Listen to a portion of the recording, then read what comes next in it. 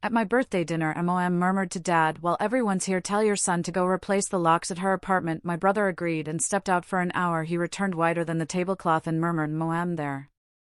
Can you imagine the gut-wrenching moment when you realize everything you thought was real, every whispered promise, every shared dream, was nothing but a calculated lie? My 32nd birthday started with birthday candles and ended with my family changing the locks on my apartment, telling me the man I loved was a thief. What the hell happened? And why did I suddenly feel like I should have seen this coming? It was supposed to be a perfect night. I was at my favorite Italian restaurant, surrounded by my family and friends, celebrating my 32nd birthday. Everyone was there, well, almost everyone. Tyler, the man I'd spent 3 incredible years with, my supposed dream guy, was mysteriously absent. I saw my mom, Diana, leaning close to my dad, whispering something urgent. He nodded, then turned to my brother, Kyle. His words were quiet, but I heard them, clear as day. "While everyone's here, go change the locks at her apartment." Kyle was gone in an instant. My blood ran cold. 3 years earlier, I met Tyler Jenkins at a digital marketing conference in Chicago. I was presenting on social media strategy, he was client-side. Our panel discussion flowed into coffee, then dinner, then weekend trips between cities, until he finally relocated to be with me. His amber eyes and genuine interest in my thoughts made me feel truly seen. When he suggested moving in together after 18 months, I didn't hesitate. Our apartment became our sanctuary. Photos of us hiking in Colorado, sampling wine in Napa, holidays with my family, they filled every shelf. We talked about marriage, not as an if, but a when. He even casually mentioned children. Brown skin, hazel eyes, he'd say we'd make beautiful babies. These weren't just empty words, we discussed timelines, savings, even browsing neighborhoods with good schools. My career as a marketing executive at Atlas Media was soaring. My last campaign earned me a big promotion and a leadership role. The work was demanding, but I loved it. Some nights I'd get home after 9, other times, Tyler would be the one texting he'd be late. We understood each other, supported each other's ambitions. My financial independence was something I truly prided myself on. My grandmother had drilled into me the importance of maintaining my own accounts, my own investments, no matter what. A woman should always be able to buy herself a house and feed herself without depending on anyone, she'd say. And though Tyler and I shared household expenses, we maintained separate finances. Or, so I thought. My family had welcomed Tyler warmly, but I always sensed a slight reservation. I just figured it was their natural protectiveness. My older brother, Kyle, a security consultant, would occasionally ask probing questions about Tyler's background, questions that sometimes felt like an interrogation. My mom, Diana, with her uncanny intuition, would study Tyler during our weekly family dinners, her expression thoughtful. Dad, steady and wise, was friendlier, but still watched. I'd roll my eyes at their overprotectiveness, while secretly appreciating their vigilance. These Sunday dinners were a sacred tradition. Tyler usually came, though business travel sometimes kept him away. Those absences never raised flags, until recently. The first changes were subtle. About 2 months before my birthday, Tyler started working late more often. Not just an hour here or there, but sometimes returning home after midnight several times a week. His marketing consultancy was landing bigger clients, he explained, requiring more intense preparation, client dinners. I understood completely. Hadn't I done the same during major campaigns? Then his phone suddenly acquired a new password. When I raised an eyebrow, Tyler just laughed it off, saying a client had strict confidentiality requirements. His formerly open phone now lay face down on tables. Texts would arrive late at night, and he'd step outside to answer them. Again, I rationalized. Client confidentiality was real. I respected professional boundaries. Unexplained expenses started popping up. Nothing major, but restaurant charges in neighborhoods we never visited, rideshare trips at odd hours, small jewelry purchases. When I casually asked, Tyler had plausible explanations ready. Networking events. Transportation for clients. A birthday gift for his sister. The explanations came quickly, confidently, making me doubt my own suspicions. Physical affection decreased incrementally. Fewer kisses. Shorter embraces. Intimacy initiated less often. Work stress, he'd explain. A new fitness regimen leaving him tired. Seasonal allergies making him feel unwell. Each excuse reasonable, in isolation. Weekend plans together began evaporating. A client emergency. A sudden business trip. Helping a friend move. Family obligations he'd forgotten to mention. Our traditional Saturday morning coffee and farmers market visits disappeared from our routine. My 32nd birthday approached, and Tyler was increasingly distant. The final disappointment came 3 days before, when he regretfully informed me he couldn't attend my birthday dinner. An important client had scheduled an emergency strategy session. I tried to reschedule, babe, but they're flying in specifically for this. The account is worth millions, he explained, looking genuinely torn. We'll celebrate just us this weekend. I promise. Anywhere you want to go. I nodded, understanding, while swallowing a lump of disappointment. My family immediately stepped up, insisting they'd make my birthday special. Mom reserved a private room at Bellini's, my favorite Italian spot, and invited my closest friends. Don't worry about Tyler, Mom said, with an odd edge to her voice. We'll make sure your day is special.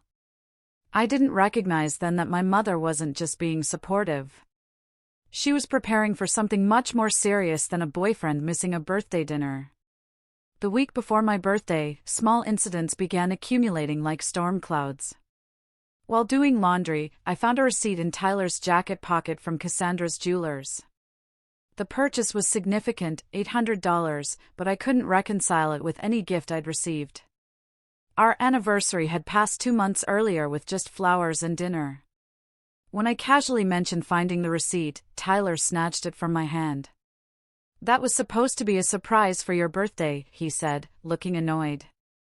Thanks for ruining it. I apologized immediately, feeling guilty for snooping and ruining a potential surprise. Yet, something felt off about his reaction, more anger than disappointment. I dismissed the feeling, chiding myself for being suspicious of a generous gesture.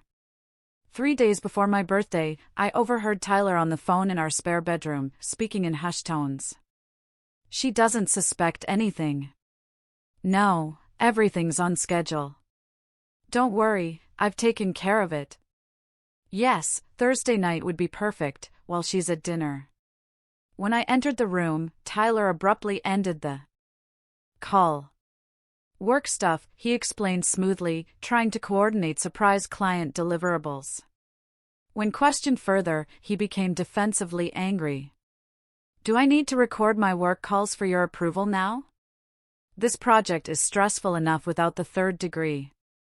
This uncharacteristic sharpness left me speechless.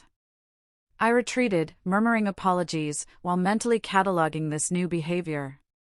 That evening, my friend Jasmine called to finalize birthday plans. During our conversation, she mentioned casually, "Hey, I saw Tyler downtown yesterday with some clients." I waved, but he must not have seen me. My stomach tightened. Tyler had told me he was at an all-day strategy session in the suburbs. Are you sure it was him? I asked. Positive. Outside Remington Tower around 2 o'clock, dark blue suit, that messenger bag he always carries. I manufactured an excuse, perhaps a surprise downtown meeting, and changed the subject. Later, I asked Tyler how his suburban meeting had gone. Productive, he answered without looking up from his laptop. We finalized the quarterly strategy. I waited for him to mention any downtown excursion. He said nothing. I was left to wonder what other lies might be accumulating between us. Despite these warning signals, I rationalized each one away. Tyler was planning a birthday surprise. Work pressures were making him secretive. Downtown meetings happened spontaneously sometimes. I was being paranoid, manufacturing problems where none existed. Our foundation was too solid to question over such minor inconsistencies. The morning of my birthday arrived with Tyler already gone from bed when I woke at 7:30. A note on his pillow read, "Happy birthday. Early client breakfast. See you tonight." A single rose lay beside it, pretty, but impersonal compared to previous birthdays when I'd awakened to elaborate surprises. He returned briefly while I was getting ready, giving me a quick peck on the cheek and a small wrapped box. "Something to wear tonight," he said, already heading toward the shower. Inside was a simple silver bracelet, beautiful, but lacking the personal touch of previous gifts. No engraving, no significance to our relationship. Nothing that couldn't have been purchased for anyone. I thanked him warmly anyway, fighting disappointment. As he dressed, a text notification illuminated his phone screen momentarily. "Can't wait to see you later. Everything's ready." The sender's name wasn't visible. My brother Kyle called unusually early, his tone overly casual. "Just checking what time dinner is tonight. Also, do you need me to pick up anything from your place beforehand?" "No." "Why would you need to come to my apartment?" I asked, confused. "Just offering," he backpedaled quickly. "Thought you might need something brought to the restaurant." My mother called next, her questions oddly specific. "Is Tyler there now? What time is he leaving? Will you two be coming to the restaurant separately?" When I mentioned Tyler's work commitment, her silence spoke volumes before she carefully responded, "I see. Well, we'll make sure you have a wonderful evening regardless." As I prepared for dinner alone in our apartment, emotions washed over me in waves. 3 years with Tyler, yet tonight he prioritized work over my birthday. I tried focusing on makeup application while blinking back tears, telling myself I was overreacting. Opening the closet for my dress, I noticed Tyler's weekend suitcase partially packed on his closet shelf. A work trip he hadn't mentioned? The sinking feeling intensified. I dropped an earring that rolled under our bed. Reaching beneath, I found something unexpected. Another earring, but not mine. Silver, with a small blue stone, unfamiliar and definitely not belonging to me. My hands trembled as I examined it, searching for innocent explanations, a friend who visited, something that came with purchased furniture. The possibilities felt increasingly implausible. Still, I placed the strange earring in my jewelry box rather than confronting Tyler. Tonight was my birthday. I deserved celebration without drama or suspicion clouding the evening. Tomorrow would be time enough for difficult questions. Arriving at Bellini's at 7, my family greeted me with hugs and forced enthusiasm. My father, James, embraced me longer than usual, while my mother studied my face with poorly concealed concern. Kyle's hug felt protective, almost apologetic. The private dining room looked beautiful, flowers, candles, and a happy birthday banner.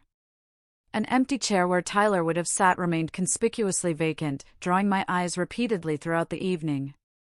Throughout appetizers, I noticed my family exchanging meaningful glances when they thought I wasn't looking. Kyle checked his phone every few minutes, typing rapid responses. My mother maintained artificial cheerfulness that never reached her eyes, while Dad asked unusually detailed questions about my apartment building's security features. "Does your building have cameras in the parking area?" he inquired casually. "Has the management changed the building access codes recently?" When I questioned these security concerns, he waved dismissively. "Just thinking about urban safety. You can never be too careful." Their behavior intensified my unease. My family knew something they weren't sharing. As much as they tried maintaining normal conversation, tension permeated the celebration like invisible smoke, gradually suffocating the festive atmosphere. Midway through our main course, my mother's phone chimed with a text. Her face paled as she read it, immediately leaning toward my father and whispering urgently, Their whispered conference lasted several intense minutes, expressions growing increasingly troubled. Dad nodded grimly, then turned to Kyle. "Well, everyone's here," he said quietly, but clearly enough for me to hear. "Go change the locks at her apartment." Kyle nodded immediately, standing and making apologies about an emergency call. He squeezed my shoulder reassuringly before leaving, but his expression betrayed concern rather than birthday wishes. Though I pretended absorption in conversation with my cousin Zara, my mind raced chaotically. Why would they change my locks? What emergency warranted this action during my birthday dinner? The only logical explanation sent ice through my veins. They believed Tyler posed some threat to my home or possessions. Memories cascaded through my thoughts, Tyler's recent secretive behavior. Unexplained absences. The packed suitcase. Password-protected phone. The mysterious jewelry receipt. The unfamiliar earring under our bed. Pieces began connecting into a horrifying mosaic. I recalled Tyler asking unusual questions about my investment accounts recently, whether I kept statements at home or received them electronically, whether my passwords were saved on our shared laptop. At the time, I thought he was showing interest in financial planning for our future. Other disconcerting realizations surfaced. Small items had gone missing from our apartment recently: a pair of diamond earrings from my grandmother, an expensive watch, some commemorative coins my father had given me. I had attributed their disappearance to misplacement or a cleaning mishap. My stomach clenched as another memory emerged: Tyler encouraging me to add him to my apartment lease 6 months ago. I declined, explaining my grandmother's advice about maintaining separate finances extended to keeping the apartment in my name only. He'd been unexpectedly angry about this boundary. Excusing myself to the restroom, I locked myself in a stall and tried controlling my rapid breathing. My hands shook as I considered calling Tyler, demanding explanations. Instead, I checked my own phone and found a text from an unknown number: "Your boyfriend isn't who you think he is. Check your bank accounts." Legs unsteady, I returned to the table with what must have been an unconvincing smile. My friends and family redoubled efforts to maintain celebratory appearances. Jasmine launched into an elaborate story about workplace drama. My cousin demonstrated card tricks. Mom encouraged everyone to share favorite memories of me. Their transparent attempts at distraction only heightened my anxiety. Between animated stories, my mother checked her watch repeatedly. Dad stepped outside twice for phone calls, returning with a tightened jaw and strained smiles. Conversation grew increasingly loud and artificial, as though volume could compensate for the tension permeating the room. 45 minutes passed with no word from Kyle. His absence stretched well beyond what a simple lock change should require. Mom's frequent phone checks became less subtle, her brow furrowing with each glance.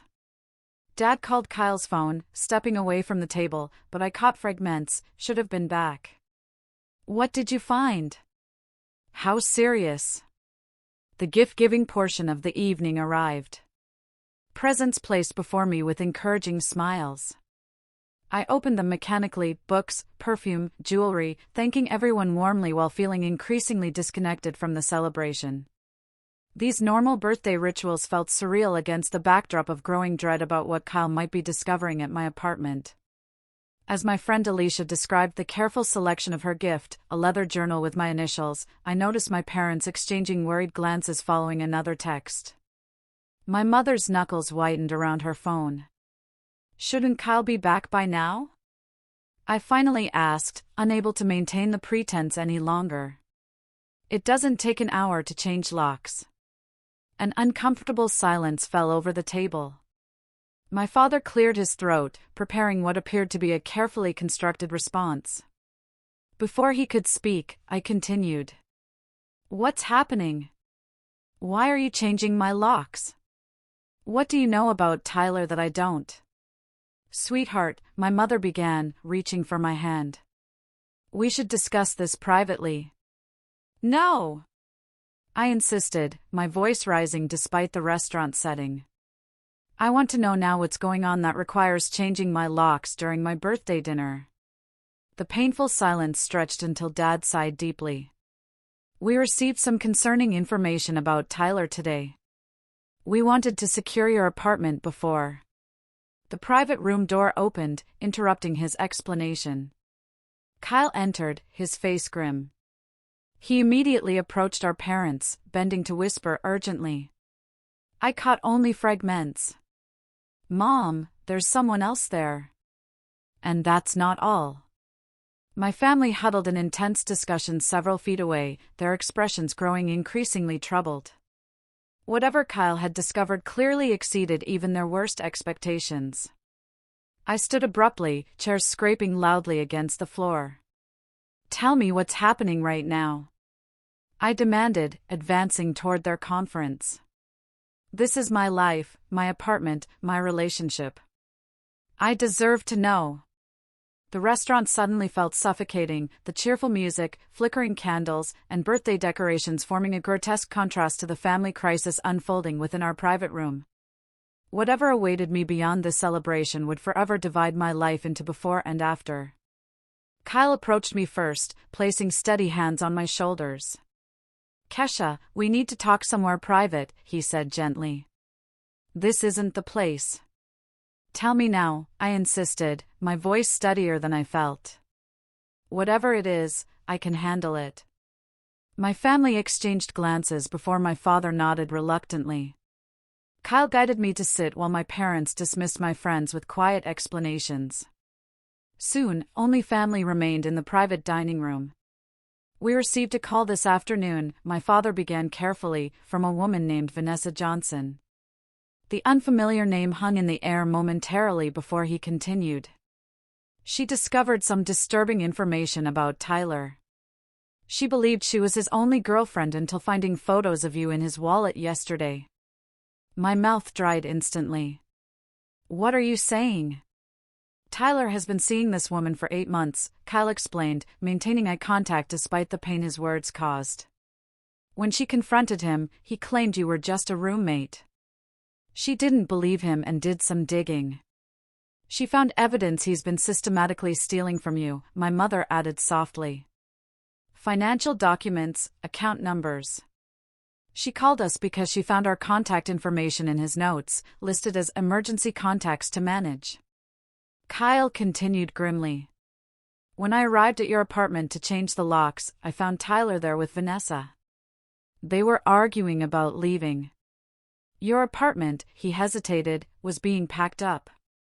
Valuables, electronics, jewelry. They had suitcases and boxes ready. My brother pulled out his phone reluctantly, showing me photos he'd taken as evidence. Tyler and an attractive woman standing amid packed luggage in my living room. My television unmounted from the wall. Jewelry boxes open on the counter. Financial documents spread across the dining table. Many bearing my signature, or what appeared to be my signature. He's been transferring money from your accounts, Kyle explained. Small amounts over time, plus a larger transfer yesterday. Almost $20,000 total.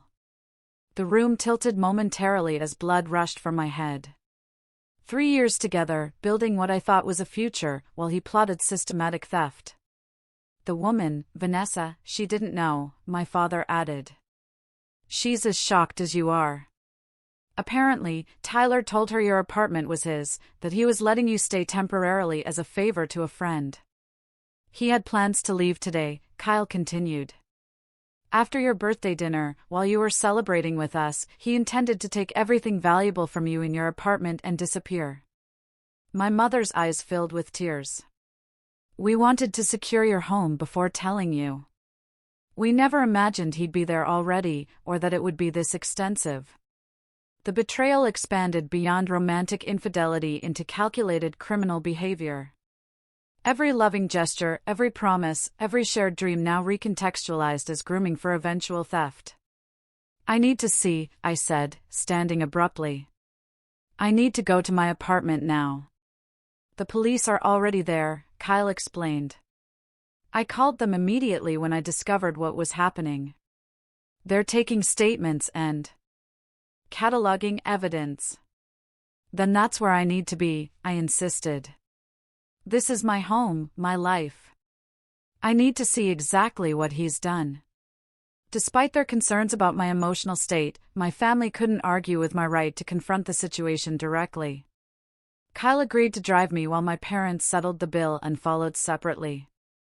There's more, Kyle warned as we walked to his car. Tyler has been selling your possessions online gradually. Smaller items you might not immediately notice. Designer bags, some jewelry, collectibles. The receipts were in a folder labeled inventory. Each new revelation landed like a physical blow. Items I'd attributed to misplacement had actually been sold by the man sharing my bed. The careful planning required for such systematic theft made me physically ill. He forged your signature on loan documents, Kyle continued reluctantly. Took out a personal loan in your name for $30,000 last month. The funds were transferred to an account we don't recognize. How did I miss this? I whispered, buckling into the passenger seat. He was careful, Kyle responded. Professional con artists usually are. The description landed heavily. Tyler wasn't just a cheating boyfriend. He was a predator who had specifically targeted me for financial exploitation. There's evidence of other women, too, Kyle added gently. Photos, messages. This appears to be his pattern. My phone displayed 4 missed calls from Tyler during our drive. As we pulled into my apartment complex, a 5th call came through. I declined it silently, noticing a text bubble appear immediately. Babe, there's been a huge misunderstanding. Call me as soon as possible. An unfamiliar car occupied my assigned parking space, presumably Vanessa's. 2 police cruisers flanked it, their presence simultaneously reassuring and humiliating. My deception would now become official record, documented in police reports and potential court proceedings. I straightened my spine, determination replacing shock. Whatever awaited inside my apartment, I would face it directly. My brother beside me, parents following behind, and officers awaiting my arrival formed a support system Tyler had never anticipated. He expected to disappear while I celebrated obliviously with family. Instead, he would face exactly what he had created. Ready? Kyle asked, his hand on my shoulder. I nodded, stepping toward my apartment building with steadier steps than I expected. 3 years of lies were about to meet their reckoning. The locksmith Kyle had hired worked quickly, installing new deadbolts and providing fresh keys while police officers supervised. The original keys now dangled from my brother's keychain, permanently invalidated. Using the new key felt symbolic, reclaiming ownership of a space that had nearly been stolen from me. Upon opening my apartment door, the animated voices inside instantly silenced. My living room, normally immaculate, resembled a staging area for moving day. Suitcases stood by the door, boxes lined the wall, and various valuables had been gathered on the dining table. Seeing my possessions organized for theft was surreal. Tyler stood near the balcony door, his face transitioning from argumentative to shocked. As I entered with Kyle and 2 officers behind me, a striking woman with copper hair, presumably Vanessa, sat on my sofa, eyes red from crying. Kesha! Tyler recovered quickly, his voice shifting to relieved. Thank God you're here. This crazy woman broke into our apartment claiming to be my girlfriend. The police aren't listening. Tell them we're together. His performance was flawless, the concerned boyfriend seeking help against a deranged intruder. Had I not seen Kyle's photos and heard my family's explanations, his act might have convinced me. Save it, I responded coldly. I know everything. Tyler's expression faltered momentarily before recalibrating. Babe, whatever she told you is crazy. I just met her last week at a networking event. She's stalking me. Vanessa stood, incredulity replacing sadness. Are you kidding me right now? We've been dating 8 months. I have hundreds of photos, texts, receipts, officers. I addressed the police directly. This man has been transferring money from my accounts without permission and apparently forging my signature on loan documents. My brother discovered him removing valuables from my apartment. I want to press charges." Tyler's facade cracked further. "Kesha, come on. We can talk about this privately. There's a reasonable explanation for everything." "Like the jewelry you've been selling online?" I questioned. "Or the loan you took out in my name? Or perhaps you'd like to explain these packed suitcases on my birthday?" As realization dawned that his manipulation had failed, Tyler's demeanor transformed entirely. The charming, loving partner vanished, replaced by cold calculation. "You can't prove anything," he stated flatly. "We've been living together. These are joint possessions." "Actually," Kyle interjected, "the apartment lease is solely in Kesha's name. You're not on any of the documentation, and we have evidence of the unauthorized transfers and forged signatures." Vanessa approached cautiously, maintaining distance from Tyler. "I had no idea," she told me directly. "He told me this was his apartment, that you were temporarily staying in. When I found your photo yesterday and confronted him, he claimed you were just a platonic roommate. I started investigating and found all these financial documents with your name." She gestured toward the dining table where papers lay scattered: bank statements, transfer authorizations, loan applications. My signature, or a reasonable facsimile, appeared on multiple documents I'd never seen before. "She showed up today demanding answers," Tyler attempted explaining to the officers. "I was just trying to calm her down by packing up my possessions." I challenged, gesturing toward the suitcases. Opening the nearest one revealed my laptop, jewelry cases, and several designer handbags. "I can explain everything," Tyler insisted, desperation entering his voice. "Kesha, we've been together 3 years. Are you really going to believe some random woman over me?" The police officer intervened. "Sir, there's considerable evidence of potential theft and forgery here. We'll need statements from everyone, and I recommend you come to the station voluntarily." Tyler's face hardened as he realized the severity of his situation.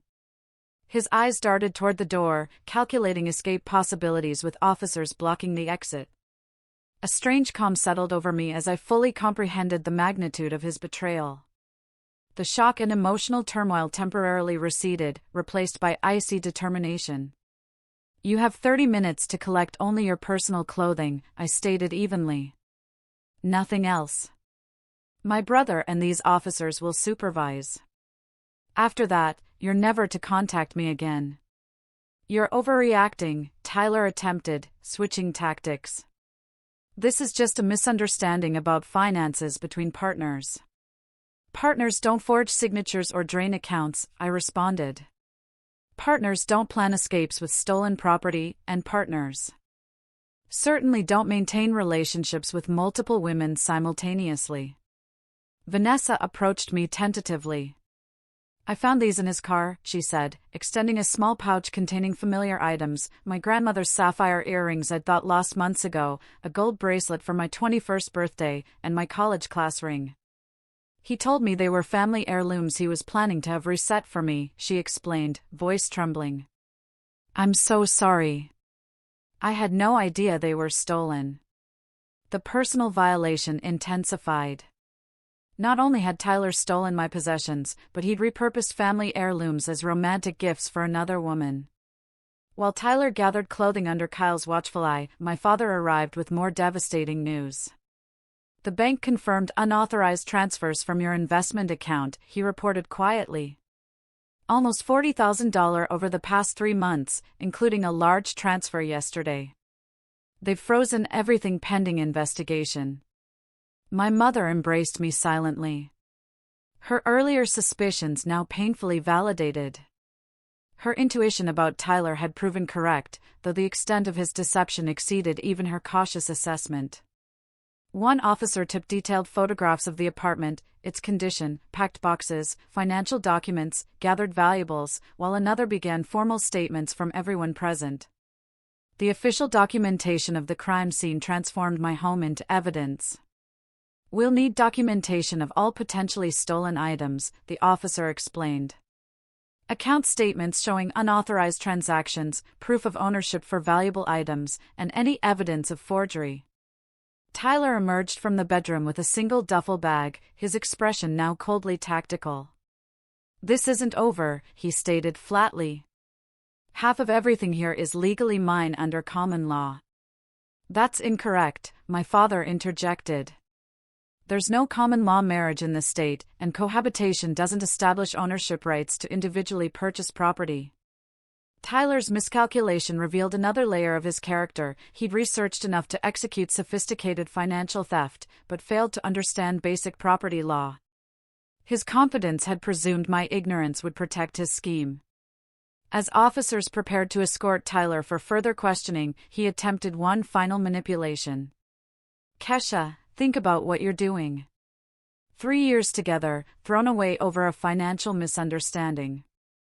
I love you. We can work through this." The hollowness of his declaration highlighted how completely our relationship had been fabricated. Every "I love you" now recontextualized as strategic advancement toward eventual theft.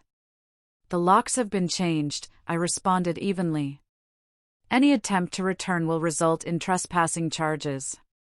My father contacted our family attorney as officers departed with Tyler. The lawyer immediately began processing an emergency restraining order based on financial abuse and potential threat. Property recovery and identity theft protection became immediate priorities. Vanessa remained, providing additional context to Tyler's double life.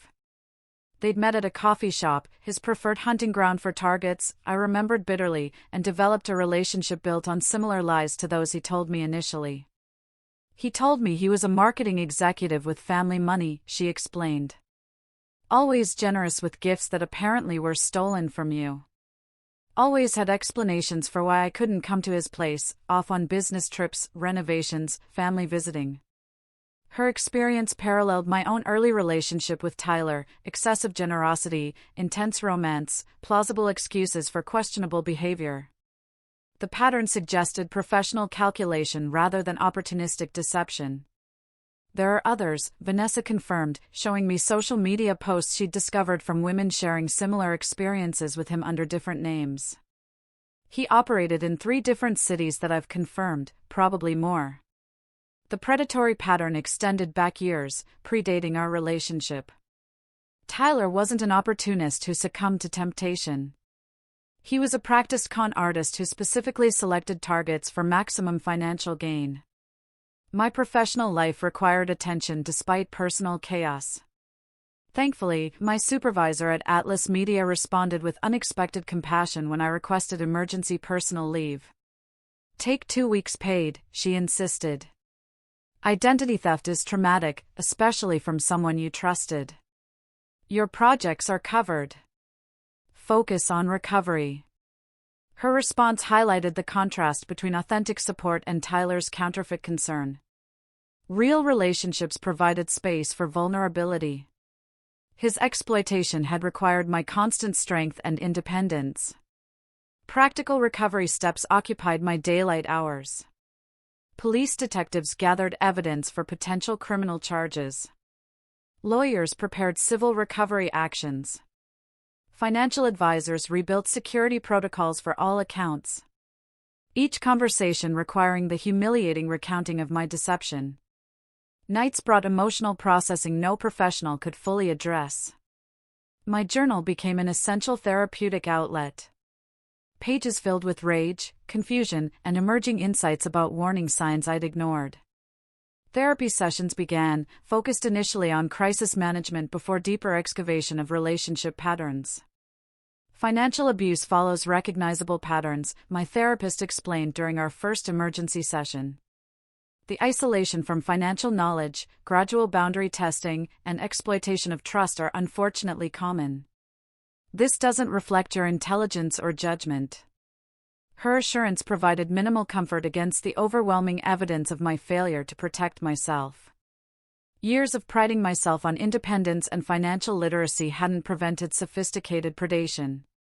Support expanded beyond family. Friends organized cleaning crews to help rearrange furniture and redecorate, creating visual breaks from spaces Tyler had occupied. Colleagues delivered meals and ran errands, minimizing my public appearances while emotions remained raw. My apartment building management enhanced security protocols and provided new access cards after learning the circumstances. 1 week after discovery, Tyler was arrested on multiple charges, including grand theft, identity fraud, and forgery. His bail hearing revealed previous arrests in other states under different names, escalating potential consequences. The prosecution's evidence included meticulous records he'd maintained of his systematic theft. His organizational skills, ultimately contributing to his downfall. My brother temporarily moved into my spare bedroom, providing security and practical support while legal proceedings advanced. His protective presence allowed gradual rebuilding of safety within my home. Though emotional security remained a distant objective, daily discoveries of Tyler's deception continued emerging. Hidden storage units contained items missing from my apartment months earlier. Email accounts revealed networking with other con artists sharing techniques. Bank investigation uncovered offshore transfers, suggesting a more extensive operation than initially apparent. The comprehensive betrayal extended beyond romantic deception into existential questioning. If someone could convincingly fake love for 3 years, what other relationships might prove illusory? What instincts could I trust when my judgment had failed so catastrophically? What parts of my identity remained intact when so much had been constructed around a fundamental falsehood? These questions formed the foundation for recovery beyond practical concerns. Financial resources could be rebuilt. Legal consequences pursued. Security protocols enhanced. But trust required more complex reconstruction, beginning with rebuilding trust in myself. 6 months after my birthday revelation, tangible progress emerged from chaos. Financial recovery advanced steadily through insurance claims, civil judgments, and recovered assets from Tyler's storage units. Approximately 60% of stolen funds returned to my accounts, with payment plans established for remaining amounts. Legal proceedings against Tyler gained momentum as additional victims came forward following media coverage of his arrest. Prosecutors built a comprehensive case spanning multiple jurisdictions, revealing a pattern of financial exploitation targeting professional women across 3 states. His sophisticated approach qualified for enhanced sentencing guidelines under organized crime statutes. My apartment underwent a complete transformation. New furniture, different paint colors, a rearranged layout, erasing visual reminders of Tyler's presence.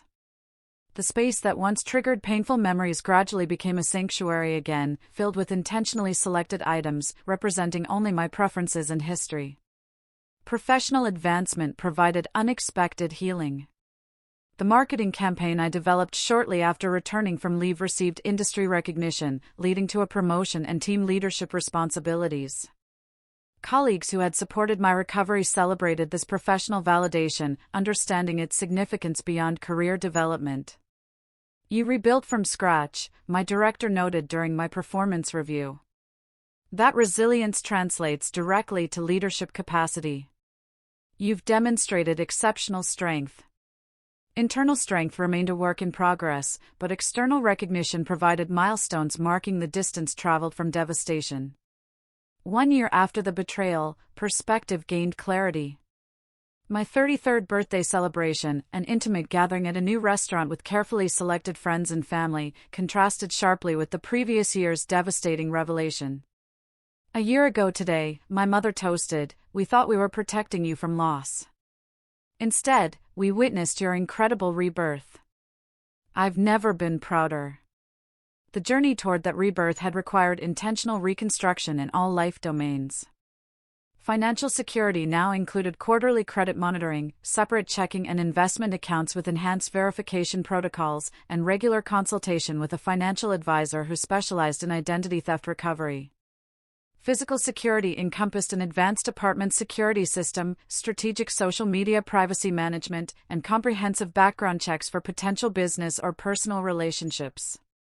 The precautions initially felt like paranoia, until gradually integrating into normal routine. Emotional security proved most challenging, yet most crucial. Therapy sessions evolved from crisis management to deeper exploration of relationship patterns and trust rebuilding. Journaling documented progress from raw victimhood through anger toward eventual perspective and integration. The experience doesn't define you, my therapist reminded during our transition to monthly sessions. It informed your growth, but doesn't determine your capacity for future connection. Relationships with family transformed through shared adversity. Weekly dinners evolved from obligation to cherished tradition. Conversations deepened beyond surface updates into meaningful exploration of values and aspirations. My mother's intuition earned newfound respect rather than resistance. Her concerns now recognized as protection rather than intrusion. I always knew something felt off about him, she admitted during a contemplative evening conversation. But I couldn't identify specific concerns beyond instinct. I questioned my own judgment. That makes two of us, I responded, a newfound ability to find humor in painful truth marking a significant healing milestone. My brother Kyle's protective instincts balanced with respect for my independence. Offering security suggestions without imposing solutions, our relationship matured through crisis into balanced adult siblinghood, mutual respect replacing remnants of childhood hierarchy. Dad's steady wisdom provided a foundation throughout recovery. His financial expertise guiding practical rebuilding, while emotional support remained consistently available without overwhelming. His example of healthy masculinity helped preserve my ability to eventually consider trusting men again, despite profound betrayal. Personal growth extended beyond relationship patterns into broader self-understanding. Therapy revealed people-pleasing tendencies and excessive self-reliance had created vulnerability to exploitation. Perfectionism and achievement orientation had prevented acknowledging relationship concerns that contradicted the successful image I maintained. The warning signs were there, I journaled 6 months into recovery. Not just his behaviors, but my discomfort I repeatedly dismissed. I prioritized relationship success over personal truth. Never again. Learning to honor internal warning systems became a critical recovery component. Physical sensations of unease, emotional discomfort with explanations, cognitive dissonance between words and actions, these subtle signals now received immediate attention rather than rationalization. Dating remained a distant consideration until 18 months after the discovery. Initial attempts felt mechanical, hypervigilance preventing authentic connection. Gradually, careful selection and appropriate pacing allowed tentative steps toward potential partnership, though with radically different expectations and boundaries. I'm not looking for someone to complete me or fulfill a specific role, I explained to David, the first man I dated seriously post-Tyler. I'm whole independently. A relationship would be complementary, not foundational to my identity. The distinction represented a profound shift from my previous relationship approach. Compatibility replaced completion as the primary objective.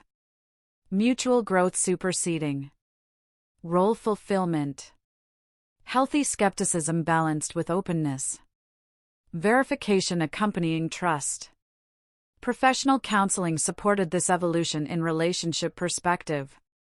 Trust should be earned incrementally, my therapist advised, not given completely upfront or withheld permanently. It's a dynamic process requiring ongoing confirmation. This balanced approach extended beyond romantic connections into friendships, professional relationships, and family dynamics. Boundaries became clearly articulated rather than internally assumed. Expectations explicitly discussed rather than implicitly presumed. Financial independence gained renewed priority. Emergency funds established with greater protection than previous savings. Investment strategy shifted toward greater personal control and diversification. Regular education supporting growing financial literacy. The greatest protection against exploitation is knowledge, my financial advisor emphasized during a quarterly review. Understanding exactly where your assets are and how they're managed prevents future vulnerability. 2 years after the betrayal, life rebuilt on a more authentic foundation than before. Career advancement continued through intentional development rather than reactive achievement. Home environment reflected genuine personal preferences rather than compromise with a partner's tastes. Relationships, platonic and potentially romantic, developed at an appropriate pace with healthy boundaries. Most importantly, my relationship with myself strengthened through adversity. Self-trust gradually rebuilt through consistent self-honoring choices and boundaries. Internal wisdom received attention previously reserved for external validation. Personal values clarified through contrast with their violation. The experience that once threatened to define my life story gradually integrated into a broader narrative, a painful chapter rather than the entire book. Victimhood transformed into survivorship, then eventually into thriving beyond mere recovery. The lessons extracted from betrayal proved valuable beyond personal healing, offering insights shared carefully with others experiencing similar exploitation. Trust your intuition when something feels wrong, even without concrete evidence. Value family and friends who see truth when you're temporarily blinded. Recognize strength emerges through surviving what once seemed unsurvivable. Understand freedom exists in releasing relationships that require sacrificing authenticity. Build a life on foundations you control entirely.